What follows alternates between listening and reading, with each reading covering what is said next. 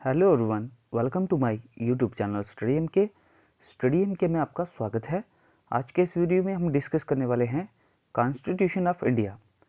आने वाले exam class 4th GKSSB के लिए ये जो टॉपिक है ये बहुत ही इम्पोर्टेंट होने वाला है। क्लास 4th के अलावा जितने भी एग्ज़ाम्स हैं जिसमें कॉन्स्टिट्यूशन ऑफ इंडिया सिलेबस में मेंशन किया है, ये वीडियो आपके लिए बहुत ही इम्पोर्टेंट होने वाला है, क्योंकि इस वीडियो में हम बहुत ही सरल तरीके से, बहुत ही सिंपल वे से आपको बताएंगे कि कॉन्स्टिट्यूशन ऑफ इंडिया को कैसे पढ़ा जाता है और इसके बहुत ही इम्पोर्टेंट पॉइंट आपको बताएंगे बहुत ही कम समय में। और उसके बाद इसके मल्टीपल चॉइस क्वेश्चंस हम करेंगे, लेकिन MCQs को करने से पहले इस टॉपिक को समझना बहुत ही ज़्यादा ज़रूरी है। तो वीडियो को स्किप ना करें, पूरा समझें और उसके बाद आपको बिल्कुल यकीन हो जाएगा कि आप किस तरह से कॉन्फिडेंट हो मल्टीपल चॉइस क्वेश्चन को सॉल्व करने में। तो चलिए विदाउट वेस्टिंग टाइम स्टार्ट करते हैं constitution of India. Constitution of India को पूरा पढ़ने से पहले इसके हमें सबसे पहले सेलिएंट फीचर्स करने पड़ेंगे। Salient features of Indian constitution पढ़ने के बाद आपको इसमें बहुत ही इंटरेस्ट आने वाला है। ये पढ़ने के बाद ही आप कॉन्स्टिट्यूशन में आपकी पकड़ बहुत ही अच्छी बनेगी। तो मैं ये चाहता हूँ कि आप सबसे पहले इस टॉपिक को कवर करें। तो चलिए विदाउट वेस्टिंग टाइम स्टार्ट करते हैं। Salient features of Indian constitution. देखिए हमारा जो कॉन्स्टिट्यूशन है वो क्या है, इसके जो पॉइंट हैं एक एक करके डिस्कस करते हैं। सबसे पहला पॉइंट सेलिएंट। सबसे पहले हम बात करते हैं सेलिएंट होता क्या है। सेलिएंट का मतलब होता है बहुत ही इम्पोर्टेंट, बहुत ही इम्पोर्टेंट। यानी कि हमारे इंडियन कॉन्स्टिट्यूशन में ऐसी क्या विशेषताएं हैं, ऐसी क्या इम्पोर्टेंट बातें हैं जो इसको बहुत ही इम्पोर्टेंट बनाती हैं। तो सबसे पहले बात करते हैं number 1 point, lengthiest and written constitution.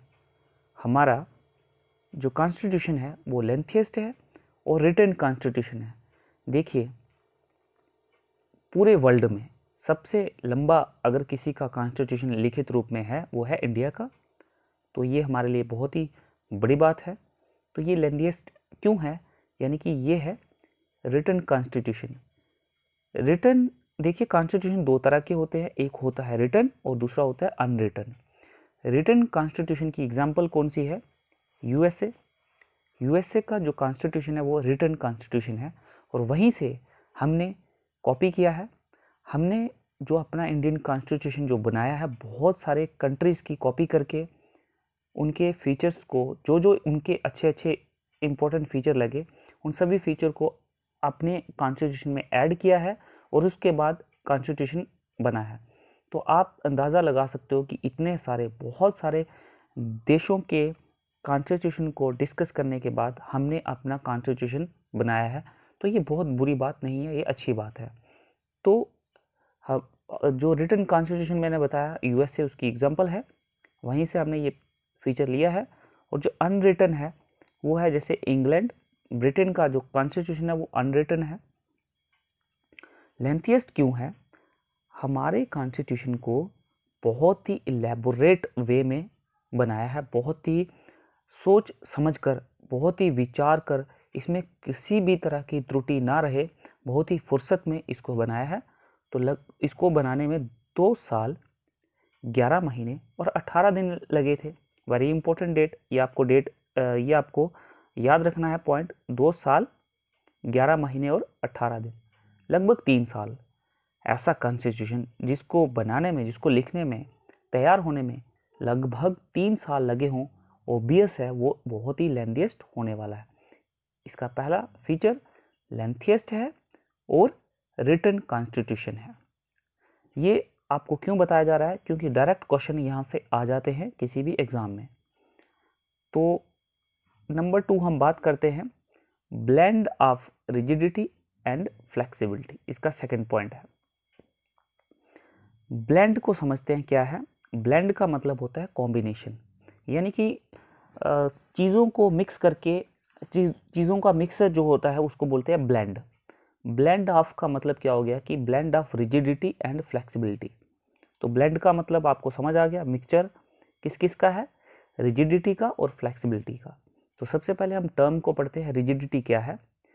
Rigidity का मतलब होता है यानी कि बहुत ही सख्त, ऐसा कानून जिसको, ऐसी बात या ऐसा कानून जिसको चेंज नहीं किया जा सकता, बहुत ही रिजिड है, बहुत ही सख्त है, जिसको चेंज नहीं किया जा सकता है, यानी कि उसमें अमेंडमेंट अगर आपको लानी हो तो बहुत ही, आप उसमें अमेंडमेंट इतनी आसानी से नहीं ला सकते, इसलिए उसको कहा जाता है रिजिड। आई होप आपको ये समझ आई होगी। अब हम बात करते हैं फ्लेक्सिबिलिटी की। फ्लेक्सिबल नाम से ही पता चल रहा है वो फ्लेक्सिबल है, यानी कि ऐसा कानून जिसको आप उसमें कुछ इस तरह से फ्लेक्सिबिलिटी रखी हुई है कि आप उसको ज़रूरत के अनुसार आप उसमें कुछ चेंजेस ला सकते हो।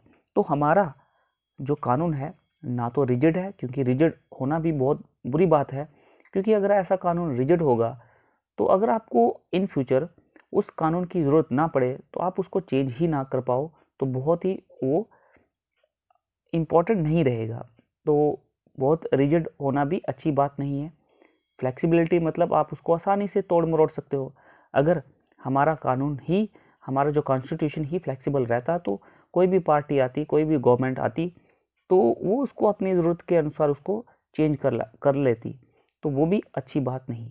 तो इसलिए हमारा जो कानून इस तरह से बनाया गया है कि वो ब्लेंड है, रिजिडिटी का भी और फ्लेक्सिबिलिटी का भी। कुछ कानून ऐसे रखे गए हैं जिनको आप बिल्कुल भी बदल नहीं सकते हो, और कुछ ऐसे हैं जिनको आप ज़रूरत के हिसाब से थोड़ा बहुत उसमें चेंज ला सकते हो।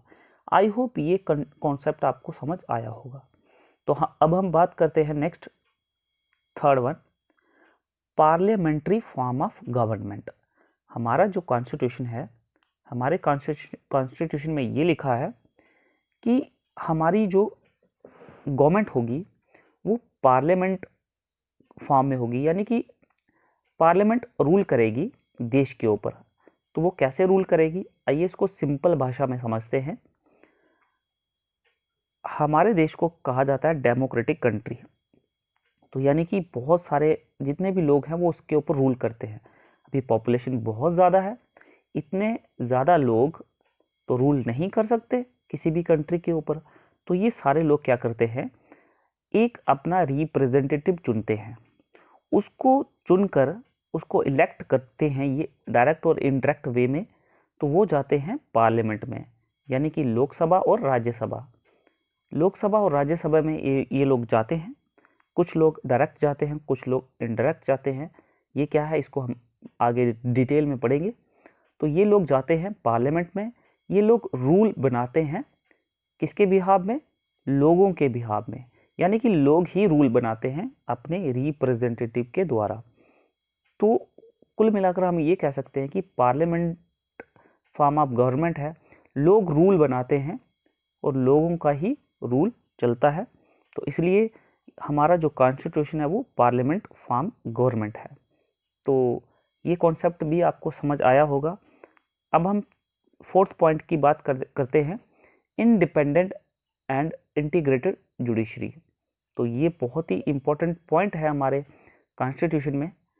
इंडिपेंडेंट एंड इंटीग्रेटेड जुडिशरी का मतलब क्या हो गया कि हमारा जो न्यायालय होते हैं, यानी कि जो जुडिशरी सिस्टम होता है वो उसको इंडिपेंडेंट रखा गया है। ये नहीं है कि कोई गवर्नमेंट आएगी वो अपने हिसाब से जुडिशरी को चलाएगी। अगर ऐसा ना होता तो जुडिशरी जो होती वो कठपुतली बन जाती किसी भी रूलिंग पार्टी के लिए। तो ऐसी व्यवस्था बनाई गई है हमारे कॉन्स्टिट्यूशन में कि जो भी जुडिशरी आएगी तो उसको एकदम इंडिपेंडेंट रखा गया है कि वो किसी के प्रेशर में आकर, किसी भी गवर्नमेंट के प्रेशर में आकर वो काम नहीं करेगी, वो एक इंडिपेंडेंट बॉडी होगी। उसके बाद इंटीग्रेटेड है, यानी कि मैं आपको बताऊं सुप्रीम कोर्ट, हाई कोर्ट और डिस्ट्रिक्ट कोर्ट जो होते हैं ये इंटीग्रेटेड है, यानी कि इनकी एक अपनी ही पार्टी है।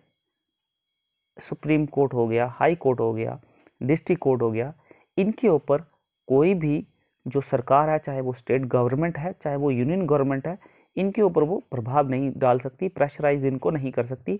ये अपने आप में इंडिपेंडेंट है और इंटीग्रेटेड है, इनकी अपनी बॉडी है, ये एक दूसरे की हेल्प करेंगे। तो इन इनके ऊपर किसी भी पार्टी का, किसी भी गवर्नमेंट का प्रेशर नहीं होगा। बहुत अच्छा पॉइंट है ये। नेक्स्ट पॉइंट है, फिफ्थ पॉइंट है फेडरल सिस्टम विद यूनिटरी बाइस।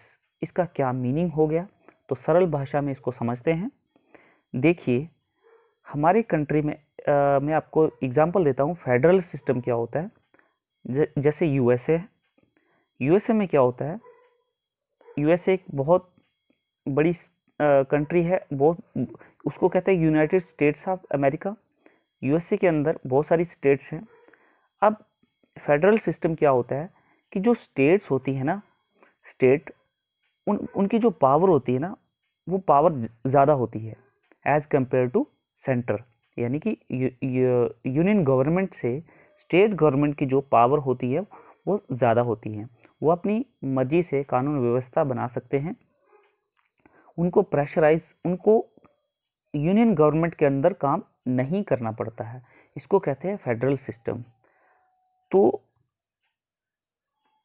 अब हमारा जो देश है वो फेडरल सिस्टम उसमें है, बट विद यूनिटरी बाइस। इसका क्या मतलब हो गया, हमारे अंदर स्टेट होंगी, उनकी अपनी अपनी गवर्नमेंट बनेगी, अपनी अपनी गवर्नमेंट बनेगी, लेकिन उनको वो किसके अधीन होंगी, सेंटर के अधीन होंगी। अपनी अपनी स्टेट में उसकी उनकी पावर तो रहेगी, लेकिन उनको कंट्रोल करने के लिए यूनियन गवर्नमेंट होगी। तो ये व्यवस्था हमारे देश के कॉन्स्टिट्यूशन में बनाई है, यानी कि फेडरल सिस्टम विद यूनिटरी बाइस। ये इसका मीनिंग है। आई होप आपको समझ आया होगा। नेक्स्ट हमारा पॉइंट है वेलफेयर स्टेट। वेलफेयर स्टेट क्या होगी, इसका क्या मीनिंग होता है। इसका ये मीनिंग होता है कि हमारा जो कॉन्स्टिट्यूशन में ये बात है कि हमारा जो देश होगा, यहाँ पर जो भी हेड होगा, जैसे राष्ट्रपति, प्रधानमंत्री, प्रेसिडेंट यानी कि पीएम, ये लोग सिर्फ अपने ही परिवार के लिए काम नहीं करेंगे।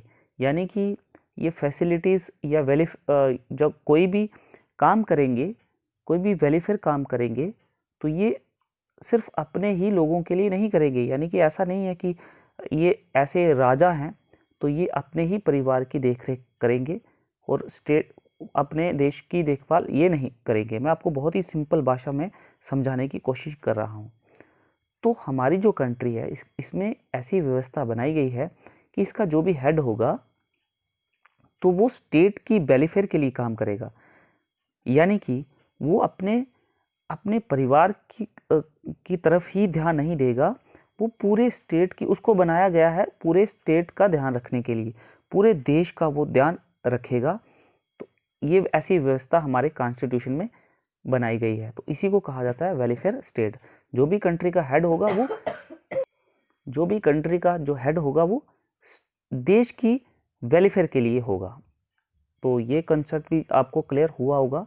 नेक्स्ट हम बात करते हैं, हमारे कॉन्स्टिट्यूशन में ऐसी व्यवस्था बनाई है कि उसको कहा जाता है यूनिवर्सल एडल्ट फ्रेंचाइज। इसका क्या मतलब होता है, इसका ये मतलब होता है कि हमारे देश में जो भी व्यक्ति जिसकी उम्र 18 प्लस हो जाएगी 18 साल के बाद, वो सरकार को चुनने का हकदार होता है।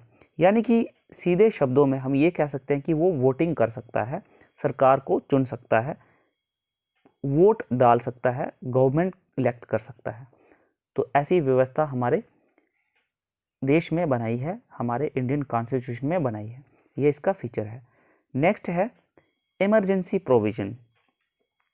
देखिए, हमारे कॉन्स्टिट्यूशन में बहुत सारे अधिकार प्रोवाइड किए गए हैं, यानी कि फंडामेंटल मौलिक अधिकार हर सिटीजन को प्रोवाइड हुए हैं।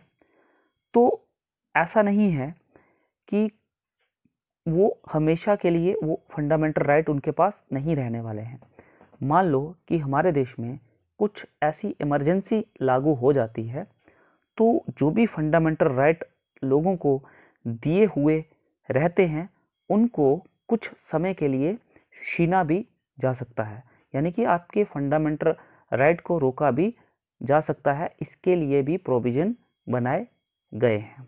तो इमरजेंसी प्रोविजंस भी इसमें बनाए गए हैं। तो ये भी कॉन्स्टिट्यूशन ऑफ इंडिया का बहुत ही इम्पोर्टेंट फीचर है। तो ये सारे इंडियन कॉन्स्टिट्यूशन के फीचर हैं, ये खास बातें हैं हमारे कॉन्स्टिट्यूशन में जो इसको बहुत ही इम्पोर्टेंट बनाता है। मैंने आपको ये बहुत ही सिंपल भाषा में समझाने की कोशिश की है। आई होप आपको ये समझ आया होगा, ये पॉइंट आपको समझ आए होंगे। तो इनसे डायरेक्ट क्वेश्चन आते हैं। तो ये था मेरा पार्ट 1, एक छोटा सा वीडियो। अब हम नेक्स्ट कॉन्स्टिट्यूशन कैसे बना, इसमें कौन कौन सी कमेटीज़ बनी थी, कौन कौन से सोर्सेज से ये लिया है, हम नेक्स्ट वीडियो में पढ़ने वाले हैं कि हमारे जो कॉन्स्टिट्यूशन में कुछ ऐसी इम्पोर्टेंट विशेषताएं हैं, कुछ ऐसी बातें हैं जो हमने किसी दूसरे देश से कॉपी की हैं। तो इसको याद रखना भी बहुत इम्पोर्टेंट हो जाता है, हर एग्ज़ाम में इससे डायरेक्ट क्वेश्चन आते हैं। तो नेक्स्ट वीडियो में हम इसको करने वाले हैं। अगर आप चाहते हो कि इसी तरह से आप ऐसे ही सरल भाषा में कॉन्स्टिट्यूशन ऑफ इंडिया को समझे, तो इसके लिए आपको चैनल को सब्सक्राइब करना पड़ेगा और साथ में लगे बेल आइकन को प्रेस करना पड़ेगा ताकि हर नोटिफिकेशन आप तक पहुंचे। वीडियो को लाइक करें। Thanks for watching.